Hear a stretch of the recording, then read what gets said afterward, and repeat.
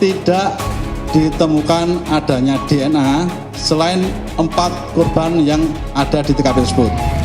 Yang dikatakan jenazah berbicara itu ya sebetulnya di situ dengan melalui bantuan kita. Kalau kita nggak lakukan pemeriksaan maka akan tetap menjadi misteri bagaimana jenazah itu meninggal. Jenazah ini dia berhak untuk diketahui sebab kematiannya apa. Kalau memang ada tanda-tanda pidana di sana, ada pelaku yang menyebabkan dia meninggal, maka udah haknya dia untuk diinvestigasi. Kita kayak main puzzle. Ada puzzle ini, dan kemudian kita coba rangkai dan akhirnya utuh gitu ya. Ada tanda-tanda ada usaha dan memar.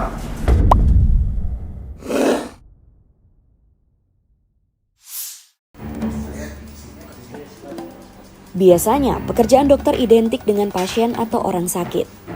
Tapi dokter yang satu ini lebih banyak berurusan dengan mayat. Bagi dokter forensik, berhadapan dengan mayat bukanlah hal yang menyeramkan seperti di benak kebanyakan orang. Otopsi itu dari bahasa Yunani autos dan opsonin, jadi artinya melihat sendiri. Alat-alat bantu untuk melakukan otopsi, di sini ada otopsi set, saya jelaskan ada tentunya ada beberapa jenis pisau ya. Di sini ada yang ini untuk yang lebih pendek ini untuk membuka organ tubuh, baik itu kulit kepala maupun kulit daerah leher, dada dan perut. Kemudian yang bentuknya bilahnya lebih panjang ini kita gunakan biasanya untuk memotong, mendiseksi otak seperti itu. Buat saya forensik ini menyenangkan dan banyak tantangannya. Ia bernama lengkap Dr. Ade Firmansyah Sugiharto. Dr. Ade jatuh cinta pada bidang forensik sejak 13 tahun lalu. Ia merupakan lulusan Fakultas Kedokteran Universitas Indonesia dengan pendidikan dokter spesialis forensik dan mediko-legal. Tak cuma seorang praktisi, Dr. Ade juga bekerja di alma maternya sebagai dosen FKUI. Ia pernah menjabat sebagai Ketua Perhimpunan Dokter Forensik Indonesia. Kini ia berkiprah di Rumah Sakit Cipto Mangunkusumo Jakarta di bidang serupa dengan ilmu yang ia geluti semasa kuliah. Sejak kecil, Dr. Ade mengaku menyukai permainan puzzle. Hobi inilah yang sedikit banyak ikut mengantarnya pada profesi yang kini ia geluti. Saya suka puzzle, tapi kalau detektif ya so-so lah buat saya. Dibanding CSI sebenarnya saya lebih suka Law and Order ya daripada CSI. Bukan iklan ya, bukan iklan. Tapi saya paling suka puzzle memang. Kamar jenazah, ruang autopsi, ruang pendingin jenazah, dan ruang pemulasaraan biasanya menjadi area yang paling dihindari oleh pengunjung di RSCM. Namun, bagi Dr. Ade, area-area itulah yang justru ia sambangi sehari-hari. Biasanya begitu datang, kita akan lakukan pemeriksaan luar dahulu. Setelah lakukan pemeriksaan luar dan selesai, kemudian jenazah akan kita masukkan ke dalam ruang freezer. Di instalasi forensik dan pemulasaran jenazah RSCM ini kita memiliki ada 6 buah freezer dengan kapasitas maksimal sekitar 32 jenazah. Di sini semua jenazah yang sudah kita otopsi ataupun jenazah yang memerlukan layanan pemulasaraan, maka kita lakukan pemulasaraan secara sesuai dengan agama dan keyakinan dari jenazah tersebut. Yang beragama Islam kita mandikan dengan Islam, kalau yang non-Islam, non-Muslim juga kita bersihkan dan kita tata laksana sesuai agamanya. Setelah kita mandikan, kemudian kita kafankan, atau bila jenazah itu non-Muslim, maka ya kita akan bungkus dengan kain dan kemudian kita makamkan. Ada keluarganya atau tidak ada keluarganya, semua harus tetap kita tata laksana dengan sesuai dari agama tersebut. Di RSCM dalam urusan membedah mayat, Dr. Ade tidak bekerja sendirian. Ada juru bedah lain yang memperlancar kerjanya. Kebanyakan mereka yang membantu berasal dari mahasiswa kedokteran yang sedang menjalani tugas praktik. Sebetulnya kalau otopsi itu kita, istilahnya saya sendiri melakukan juga bisa. Namun di sini di RSCM ini kita lakukan dalam tim. Jadi tadi saya selaku dokter penanggung jawab pelayanan, dokter spesialis forensik. Kemudian ada adik-adik dokter-dokter umum yang sedang pendidikan dokter spesialis forensik. Kemudian ada mahasiswa kedokteran. Lalu ada peserta pelatihan teknisi forensik. Tak cuma bertugas membedah jenazah, profesi ini juga mengharuskan Dr. Ade juga menekuni bidang hukum dan kerap membuatnya bersinggungan dengan kepolisian. Polisilah yang sering meminta bantuan Dr. Ade untuk mengungkap beragam kasus kematian yang dianggap janggal. Kalau kita di klinis yang lain itu kan ya murni kalau nggak di tempat praktek, di klinik, di rumah sakit ya. Tapi kalau forensik tidak, kita datang ke TKP, kita bertemu dengan penasihat hukum, kita bertemu dengan penyidik kepolisian, dengan kejaksaan, ke pengadilan. Kadang juga kita ke TPU untuk melakukan ekshumasi. Nah ini hal-hal yang menurut saya sangat menantang dan menurut saya unik dan tidak ditemukan di klinis yang lainnya. Kami melihat mana jenis kekerasan penyebabnya, jenis kekerasannya, dan disitulah kami lihat bagaimana efek dari kekerasan tersebut ke dalam tubuh manusia. Bekerja sebagai ahli patologi forensik, membuat Dr. Ade kerap terlibat dalam pengungkapan kasus-kasus kriminal besar yang menyita perhatian publik. Salah satu kasus terbesar yang pernah ia tangani adalah kasus pembunuhan berencana terhadap Brigadir Yosua yang dilakukan terpidana mati mantan Kadif Propam Polri Irjen Verdi Sambo. Telah memutuskan untuk menetapkan Saudara FS sebagai tersangka. Saya bersalah dan menyesal karena amarah dan emosi. Dr. Ade ditunjuk langsung oleh kepolisian sebagai ketua tim autopsi ulang atau ekshumasi jenazah Brigadir Yosua.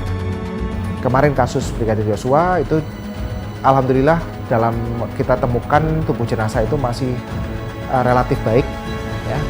Beberapa bagian masih jelas karena juga mungkin sudah diformalin juga dan juga dimakamkan dengan peti ya.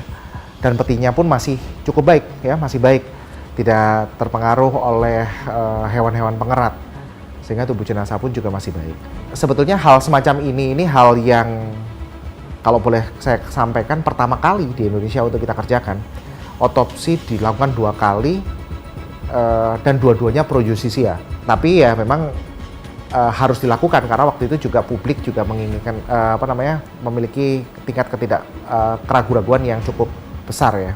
Ekshumasi ini melibatkan personel TNI dan sejumlah guru besar forensik dari berbagai kampus ternama di Indonesia. Alhamdulillah, pertama dari penyidik memberikan keleluasaan kepada tim kami untuk melakukan pemeriksaan, untuk melakukan diskusi dan penelaahan kasus ini. Dan memang kalau dikatakan intervensi sama sekali tidak ada, ya.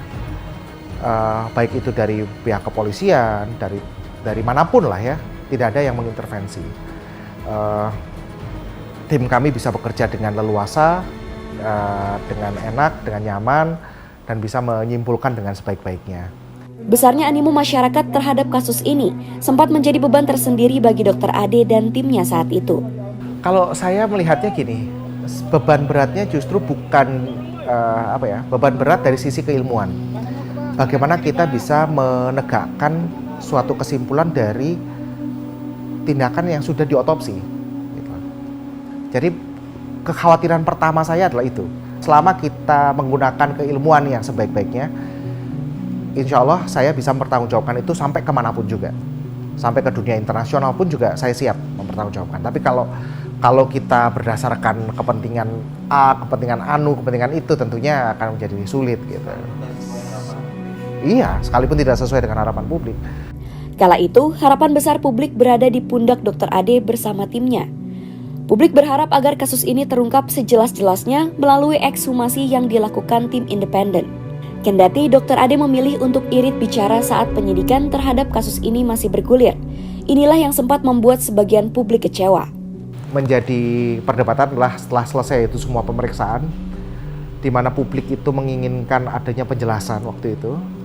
Namun proses juga masih masa penyidikan, tentunya ada hal-hal yang saya tidak bisa ungkapkan secara gamblang pada waktu itu. Dan itu yang memang menjadikan publik ya semacam menjadi agak kecewa ya terhadap saya ya.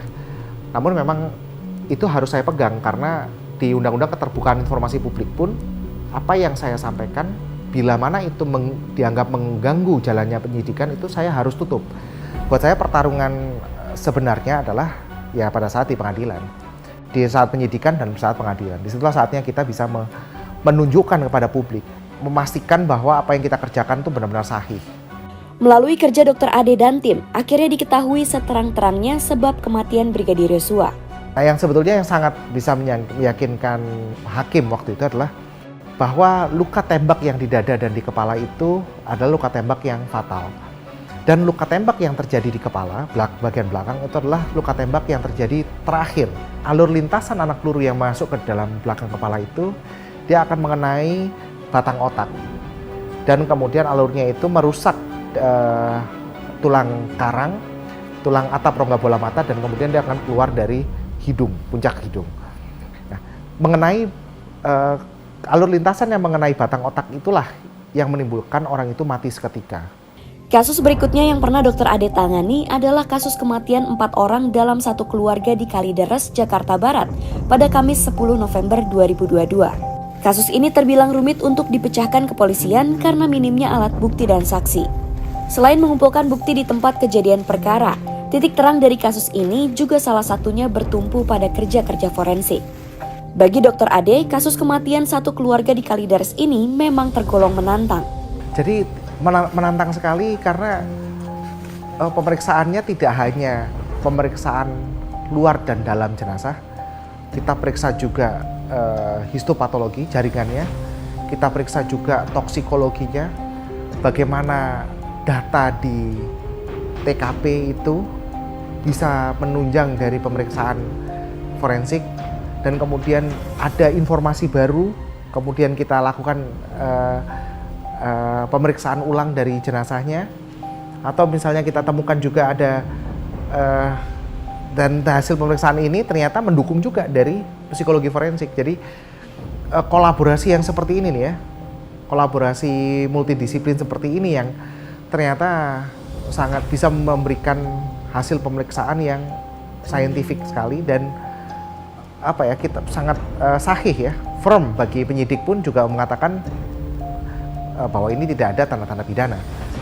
Sepanjang berkarir sebagai dokter forensik, tak semua kasus kematian tak wajar berhasil Dr. Ade pecahkan.